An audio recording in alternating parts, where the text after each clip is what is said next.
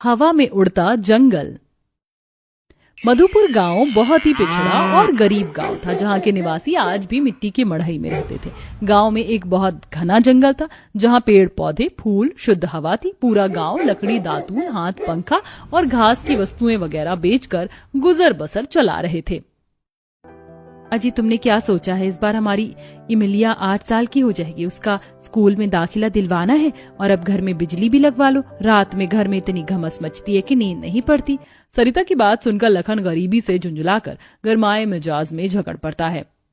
सरिता, तुम ये सारी बातें खाना परोसने के बाद ही क्यों लेकर चालू हो जाती हो? अरे सारा दिन मर्द घर से बाहर धूप में गर्मी में कमाने जाता है। इमली के दाखिले की चिंता मुझको भी है, लेकिन तुम्हें पता तो है कि एक स्कूल है जो कि मुखिया ने बनवा रखा है। स्कूल की फीस इतनी ज्यादा है कि गरीब आदमी भर भी नहीं सकता। और बची बात बिजली लगवाने की, तो किवाड़ खुला छोड़ दिया करो। गांव में कितना घना जंगल है, रात भर बर्फ जितनी ठंडी हवा चलती है। लखन की बात सुनकर सरिता मुंह फुला लेती है। जाओ जी, हटो, मेरे तो करम फूट गए। तुम जैसे आदमी से शादी करके सारे ठाट तो वो मुखिया इन भोग रही है। फर्स्ट क्लास एयर कंडीशनर की हवा खाती है और मखमल के गद्दे पर सोती। मैं तो सारी जिंदगी मिट्टी का चूल्हा फूंकते हुए, बर्तन मांजते, खाना बनाते मर जाऊंगी। हाँ।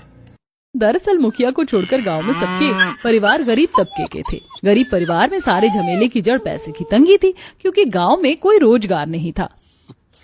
ज्यादातर हिस्से में जंगल ही जंगल फैला था, लेकिन कभी कोई भी परिवार उस जंगल के रहते अपने घर में भूखे पेट नहीं सोता था। वो जंगल सबको भोजन देकर तृप्त करते थे। तड़के सुबह होते ही 50 साल की गोदावरी चंपा सरिता का किवाड़ बजाती है। अरे ओ सरिता, ओ चंपा, अरे जल्दी से दोनों लिगाई आ जाओ। सूरज की किरण फूटने से पहले पीपल में जल चढ़ाना है। आज शनिवार है। जी जी, बस आ गई काकी। उन तीनों के साथ हर घर की नई नवेली घूंघट ताने हाथों में जल की लुटिया फूलों की डलिया लेकर जंगल में आ जाती है, जहां एक विशाल पीपल और बरगद का पेड़ था, जो कि पिछले 2-3 पुश्तों से जस का तस खड़ा था। गांव वालों की ऐसी मान्यता थी कि उसमें देवता का वास है, इसीलिए सब लोग हर दिन, खास करके शनिवार के दिन, जल चढ़ाते थे। सही है, किरण फूटने से पहले जल चढ़ गया, तब जाकर सूरज निकला है। तभी जंगल के सारे पेड़ पौधे झमाझम झूम झूम कर ठंडी हवा देने लगते हैं। आहा, एकदम बर्फ जितनी शीतल बयार चल रही है। मेरा तो कभी कभी जिया करता है सरिता चंपा कि इसी घने जंगल में कुटिया बना लो और यहीं खटिया बिछाकर नींद पूरी कर लूं। अरे काकी, हम गरीब गांव वाली तो इस जंगल के शरणागत हैं। यही तो हमारी एकमात्र सहारा है। अगर ये जंगल नहीं होता तो हमारे बाल बच्चे बगैर खाए खाए मर जाते। हाँ, सच में, ईंधन से लेकर जड़ी बूटी, दवाई, सब चीज की पूर्ति जंगल से ही तो होती है। कुछ देर इसी तरह सारी महिलाएं ठंडी हवा खाकर ईंधन के लिए पेड़ से झाड़े, सूखे पत्ते इकट्ठा करके ईंधन जलाने के लिए ले जाती। इस तरह समय गुजर रहा था। फिर एक दिन, सत्यकाम, जल्दी से आजा, जंगल से चंदन की लकड़ी काटने जाना है आज। अरे आया भाई आया, बस 2 घूंट चाय तो पी लेने दो। चलता हूँ चंपा। अजी, गर्मा गर्म रोटी बना दी है, खाकर तो जाओ। पता नहीं लकड़ी काट कर जंगल से कब लौटोगी कब नहीं। अरे चंपा, कितनी बार कहा है, जाते वक्त टोक मत मारा कर, काम बिगड़ जाता है बनता हुआ। चंदन की लकड़ी काटनी है। अगले गांव के जमींदार जी ने चंदन की लकड़ी मांगी है, 50 किलो। थोड़ी कमाई धमाई हो जाएगी। हाँ, मगर देख कर काटना जी, कोई जिंदा पेड़ मत काट देना भूल चूक से। अरे इतना बावला थोड़ी हूँ, मालूम है मुझको भी, पेड़ों में भी जान होती है। फिर लखन सत्यकाम कुल्हाड़ी लेकर कड़ी धूप में जंगल आ जाते हैं। तभी एक चिड़िया खून से लथपथ कर हाथी गिरती है। हे भगवान, पता नहीं किस शिकारी ने इस गौरैया को मार गिराया है। तभी एक शहरी आदमी जाल में बहुत सारी घायल पंछियों को लेके आता है। उसके हाथों में बंदूक देखकर दोनों गांव वाले बौखला जाते हैं। अरे ओ शहरी बाबू, तुम लोगों के सीने में दिल होता है कि पत्थर? इस गौरैया को नुकसान पहुंचाकर तुम्हें क्या मिल गया? अरे तुम 2 कौड़ी के गरीब लकड़हारे होते कौन हो? ये सारा का सारा जंगल मैंने खरीद लिया है, इसलिए अब यहाँ के पेड़ पौधे जानवर सब मेरे हैं। जंगल खरीद लिया है? लेकिन ये जंगल आपको बेचा किसने? ये जंगल हम गांव के निवासियों की धरोहर है। तभी मुखिया जंगल में आकर दादागिरी झाड़ता है। मैंने बेचा है ये जंगल मेरे बाप दादा का है। अरे मुखिया जी, इस जंगल में एक पेड़ हमारे पूर्वजों ने लगाया है। इस जंगल से ही हमारे 2 टाइम की रोटी का गुजारा होता था, और क्या करेंगे हम? मेरी बंधुआई करो। मेरे शराब के कारखाने में बहुत सारे कारीगरों के लिए जगह खाली है, आ जाओ वहां पर। बिल्कुल भी नहीं, हम भूखे मर जाएंगे मगर ये धंधा नहीं करेंगे। मुखिया के शहरी व्यापारी के हाथों जंगल बेच देने के चलते पूरे गांव वालों के खाने के लाले पड़ जाते हैं, क्योंकि उनके पास रोजगार का कोई अवसर नहीं मिलता। वहीं व्यापारी जंगल के पेड़ों को काटने लगता है, जिसका पूरे गांव वाले मिलजुल कर पुरजोर विरोध करते हैं। मत काटो जंगल को, ये हमारा जंगल है। ऐसा बोलकर इमली पेड़ से लिपट जाती है। तभी व्यापारी, नौकरी चल हट, दूर हट, और तुम लोग काटो इन पेड़ों को। इस जंगल की जमीन पर मेरा आलीशान होटल बनेगा। तभी जैसे ही व्यापारी के आदमी पेड़ पर प्रहार करते हैं तो उसके अंदर से खून निकलने लगता है और जंगल जमीन से उखड़कर हवा में उड़ने लगता है, जिससे व्यापारी और मुखिया एकदम ऊंचाई पर हवा में उठा लिए जाते हैं और जैसे ही उड़ते हुए जंगल से नीचे जमीन को देखते हैं तो थर थर कांपने लगते हैं। ये क्या हो रहा है? ये जंगल तो पतंग की तरह हवा में उड़ रहा है। अरे ओ मुखिया, तूने मुझे ठगा है, मैं तुझे छोड़ूंगा नहीं। अरे बाबू साहब, मैंने आपके साथ कोई घपला नहीं किया। मुझको तो खुद को मालूम नहीं है कि जंगल हवा में कैसे उड़ रहा है। तब जंगल के सबसे पुराने पेड़ में से एक सुनहरी रोशनी निकलती है और पेड़ की आंख, नाक, मुंह लग जाता है। तुम लोगों ने मेरे शिशुवत पेड़ों को काट डाला, उसी का पाप तुम्हारे प्राणों के सिर पड़ा है। एकदम से जादुई उड़ते जंगल में हवा के तेज झोंके के साथ ऐसा आंधी तूफान आता है कि दोनों मुखिया और व्यापारी इतने फीट ऊंचाई से नीचे गिर जाते हैं और हवा में उड़ता जंगल पहले के जमीन के भूभाग पर स्थिर हो जाता है। माँ, पिताजी देखो, हमारा जंगल फिर से जमीन पर आ गया है। गांव वालों, तुम लोगों ने इस जंगल की पूजा आस्था की है। ये जंगल सदैव तुम्हारा रहेगा। एक बार फिर गांव के निवासी खुशहाल जिंदगी जीने लगते हैं और जंगल का सदुपयोग करके भरण पोषण करते हैं। लेकिन एक दिन गांव में बहुत प्रचंड तूफान आता है, जिसमें सबके घर नष्ट हो जाते हैं। पूरा गांव विलाप करने लगता है। पता नहीं कौन से पाप अपराधों की ताड़ना ईश्वर ने हमको दी है, जो हमारी मड़ई उजड़ गई। सबसे बड़ी दुविधा तो यह है काकी, इतनी भयंकर गर्मी में हम सब लोग अब कैसे रहेंगे? पूरा परिवार हताश परेशान होकर उस जादुई उड़ते हुए जंगल में आते हैं और व्यथा बताते हैं। हे वृक्ष देवता, हम गरीब गांव वालों का सिर छुपाने का आधार हमसे छीन गया। अब हम कहाँ जाएं? आप बताइए। तभी एकदम से जंगल में एक विशाल रोशनी प्रकाशमान होती है और देखते ही देखते प्रत्येक पेड़ों पर गांव के निवासियों के लिए मजबूत टिकाऊ घर बन जाता है, जहां तक पहुंचाने के लिए सीढ़ियां भी जा रही थी और एक भविष्यवाणी हुई। गांव वालों, आज से ये जादू उड़ता हुआ जंगल सदा के लिए तुम लोगों का है। मैंने वर्षों पहले तुम्हारे पुरखों के साथ वाचा बांधी थी कि जब तुम पर दुख पड़ेगा तो मैं तुम्हें बंधुआई से निकालूंगा। आज से ये जंगल गर्मी के मौसम में जादुई उड़ता हुआ जंगल रहेगा। इतने के साथ गांव के सारे गरीब निवासी हाथों हाथ जादुई उड़ते जंगल के साथ उठा लिए जाते हैं और सब अपने अपने भिन्न भिन्न प्रकार के पेड़ वाले घरों में जाते हैं, जहां बहुत ठंडक थी। इस बांस के पेड़ वाले घर में कितनी ठंडक है। सचमुच प्रकृति कभी मानव का साथ नहीं छोड़ती है। अरे वाह अम्मा, बाबूजी देखो, हमारा उड़ता हुआ जादुई जंगल वाला घर कितना सुंदर है और यहाँ पर पंछियों ने घोंसले बनाए हुए हैं। मुझे तो बहुत जोरों की भूख लगी है, काश कि कुछ खाने को मिल जाता। बड़े जोर की भूख लगी है। सोनू के इतना कहते ही उसके सामने स्वादिष्ट भोजन हाजिर हो जाता है, जिससे पूरा भूखा परिवार पेट भरकर खाते हैं और उस दिन सारे गरीब निवासी जादुई उड़ते जंगल गांव में चैन सुकून भरी नींद सोते हैं। अरे आपने तो मुझे सच में गुजराती खाने की याद दिला दी। थोड़ा अलग है लेकिन बिल्कुल गुजराती खाने वाली वाइब आ रही है। जब से गुजरात छोड़कर हम शहर में आए थे तब से हमेशा अपने गुजराती खाने को याद करते थे। अब तो मुझे खाना बनाना ज्यादा अच्छा आता नहीं है, तो कभी कभार ऑनलाइन ऑर्डर कर लिया करता हूँ। लेकिन जो स्वाद आपकी तीखी सब्जी और साथ में मीठी रोटी में है ना, वो तो किसी में भी नहीं है। जब मैंने पहली बार सुना कि आप तीखी सब्जी के साथ मीठी रोटी देती हैं तो मेरी तो हंसी निकल गई थी। सोचा इतना बेकार कॉम्बिनेशन कोई कैसे खा सकता है, लेकिन जब मैंने ट्राई किया ना तो ये मेरा फेवरेट फूड बन गया। मुझे खुशी है कि आप सभी को मेरे हाथ की तीखी सब्जी और मीठी रोटी इतनी पसंद आई। मैं तो कभी सोच भी नहीं सकती थी कि मैं इस तरह का इतना अलग खाना बनाकर लोगों को खिलाऊंगी और वो लोगों को पसंद भी आएगा। आप मेरे लिए ये खाना पैक भी कर दीजिएगा। आज तो मैं घर पे भी सबको खिलाऊंगा, खुश हो जाएंगे वो। दोस्तों, अगर कोई आपसे कहे कि मैगी के ऊपर आइसक्रीम डालकर खाई जाए तो आप शायद उसे पागल समझेंगे। वैसे ही अगर आपसे कोई ये कहे कि तीखी सब्जी के साथ मीठी रोटी खाई जाए तो आपको वो बात कितनी अजीब लगेगी। लेकिन यहाँ देखिए किस तरह लोग साक्षी के हाथों की तीखी सब्जी और मीठी रोटी चाव से खा रहे थे।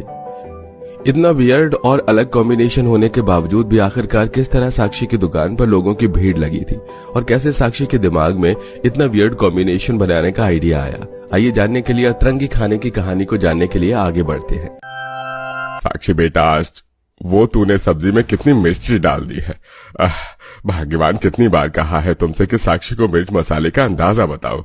हर सब्जी में भर भर के मिर्च मसाले डाल देती है। कितनी तीखी सब्जी बनी है। इतनी बार तुझे समझाया है कि खाने में मिर्ची कम डालते हैं, इतने अलग अलग तरीके बता दिए मैंने तुझे, लेकिन अभी भी तूने खाने में मिर्ची डालनी कम नहीं की। इतना तीखा खाना हम कैसे खाएं? क्या करूं माँ जी, पर आज तो मैंने सब्जी में सिर्फ 1-1 चम्मच मसाले डाले थे, लेकिन फिर भी सब्जी तीखी बन गई। अपने माता पिता के साथ गांव में रहती थी साक्षी। कहने को तो साक्षी खाना बढ़िया बनाती थी, लेकिन वो हमेशा सब्जी को काफी तीखा कर देती थी, जिसके चलते इसके माता पिता उससे हमेशा शिकायत करते थे। समय गुजरता है और साक्षी की शहर में शादी हो जाती है और आज शादी की पहली रसोई की रस्म होती है। खाना बनाते हुए साक्षी काफी डरी हुई थी और कम से कम मसाले ही सब्जी में डाल रही थी। आज तो मैंने काफी कम मसाले डाले हैं सब्जी में। हे भगवान, मेरी मदद करना। माँ बाबा तो जैसे तैसे करके मुझे सुनाकर खाना खा लेते थे, लेकिन अगर मेरे ससुराल वालों को सब्जी तीखी लगी ना, तो ये तो मुझे बहुत सुनाएंगे। साक्षी खाना बनाकर डाइनिंग टेबल पर लगा देती है और इस बार भी हमेशा की तरह साक्षी की सब्जी काफी तीखी बनती है। साक्षी के ससुराल वाले जैसे ही सब्जी का पहला निवाला खाते हैं तो तीखेपन की वजह से हाँ हो ही करने लगते हैं और साथ में रखा पानी का गिलास गट गट पी जाते हैं। हे भगवान, बहू तूने मसाले में सब्जी डाली है, सब्जी में मसाला। कितनी तीखी सब्जी बनाई है। तेरी माँ ने तो कहा था कि तू बहुत अच्छा खाना बनाती है। भाभी, आपने तो बहुत तीखी सब्जी बनाई है, मेरी जुबान तो अभी भी जल रही है। अरे सब्जी में इतना मसाला कौन डालता है भाई। सॉरी माँ जी, पिताजी, मेरे हाथ से सब्जी अक्सर तीखी बन जाती है। मैं ध्यान रखकर सब्जी में मसाले कम से कम डालती हूँ, लेकिन इस बार भी तीखी हो गई। मैं कल से ध्यान रखूंगी। अगले दिन फिर से साक्षी डरते डरते खाना बनाती है, लेकिन इस बार भी सब्जी में साक्षी से ज्यादा मसाले हो जाते हैं। तूने आज भी सब्जी में मसाला ज्यादा डाल दिया। कितनी तीखी सब्जी हो रही है। अब क्या तू हमें तीखी सब्जी खाने की आदत लगाकर ही मानेगी? साक्षी बेचारी कितनी भी कोशिश क्यों न कर ले, लेकिन उससे हमेशा खाने में मसाले ज्यादा ही गिरते। हर रोज तीखा खाकर साक्षी के ससुराल वालों को अब तीखी सब्जी की आदत पड़ चुकी थी। पहले तो आप लोग बिल्कुल भी तीखी सब्जी नहीं खाते थे, लेकिन अब तो आराम से खा लेते हैं। लगता है आप सभी को तीखी सब्जी खाने की आदत पड़ गई है। भाभी, आपने तो सब्जी में मसाले डालने कम करे नहीं, लेकिन हमें ही आदत लग गई है। चलो अच्छा है, वैसे अब तो मुझे आपकी बनाई हुई सब्जी ज्यादा तीखी लगती नहीं है। मैं तो आराम से खा लेता हूँ। वैसे भी शहर में रहकर हमने तीखा खाना शुरू कर दिया था, लेकिन जब से तू आई है अब आराम से चटपटा तीखा खा सकते हैं हम लोग। अब साक्षी को भी उसके ससुराल में कोई दिक्कत नहीं होती और ऐसे ही कई दिन गुजर जाते हैं। हर रोज की तरह साक्षी किचन में खड़े होकर आटा गूंथने की तैयारी कर रही होती है कि तभी गलती से साक्षी आटे में नमक डालने की बजाय शुगर पाउडर डालकर उसे गूंथ देती है और इस बात से अनजान साक्षी के हाथों आज मीठी रोटी बनती है। उसके ससुराल वाले जैसे ही मीठी रोटी का पहला निवाला तोड़कर सब्जी के साथ खाते हैं। बहू, तूने सब्जी में चीनी डाली है या आटे में चीनी? मेरे मुंह में तीखे मीठे का अलग ही स्वाद आ रहा है। लगता है रोटी ही मीठी है। वैसे इस मीठी रोटी के साथ भाभी की तीखी सब्जी तो मुझे अच्छी लग रही है। आप लोगों को कैसी लगी? मुझे तो तीखी सब्जी के साथ ये मीठी रोटी बहुत अच्छी लगी। वियर्ड कॉम्बिनेशन है, पर हमेशा आराम से खा रहा हूँ। तुम लोगों की बात पूरी होने तक मैं तो आधी रोटी भी खा ली। बहू, मुझे तो बहुत बढ़िया लगी। अब से मेरे लिए तू अपनी तीखी सब्जी के साथ ये मीठी रोटी ही बनाना। ज्यादा तीखा भी नहीं लग रहा है और स्वाद भी अच्छा आ रहा है। ये पहली बार था कि मुझसे कोई गलती हुई है और मेरी गलती सभी को इतनी पसंद आई। धन्यवाद भगवान आपका, वरना मुझे तो लगा कि आज तो मेरी खैर नहीं। साक्षी हर रोज तीखी चटपटी सब्जी बनाने के साथ साथ अपने ससुराल वालों के लिए मीठी रोटी बनाने लगती है। सुनने में तो तीखी सब्जी के साथ मीठी रोटी खाना काफी अजीब लगता है, लेकिन ये अजीब कॉम्बिनेशन साक्षी के ससुराल वालों को काफी ज्यादा पसंद आता है। भाभी, आपको पता है, जब से आपने तीखी सब्जी के साथ ये मीठी रोटी बनाना शुरू किया है, तब से हम लोगों ने बाहर की मुख्य चीज खाने में भी कितनी बंद कर दी है। वरना हम सब मीठा खाने के लिए काफी ज्यादा शौकीन हैं। अब खाने के साथ मीठा भी हो जाता है और बॉडी में ज्यादा शुगर भी नहीं होता। साक्षी, मैं तो कह रहा हूँ कि आज तुम तीखी चटपटी पालक पनीर की सब्जी के साथ मीठी रोटी बनाना। काफी समय हो गया पालक पनीर खाए हुए।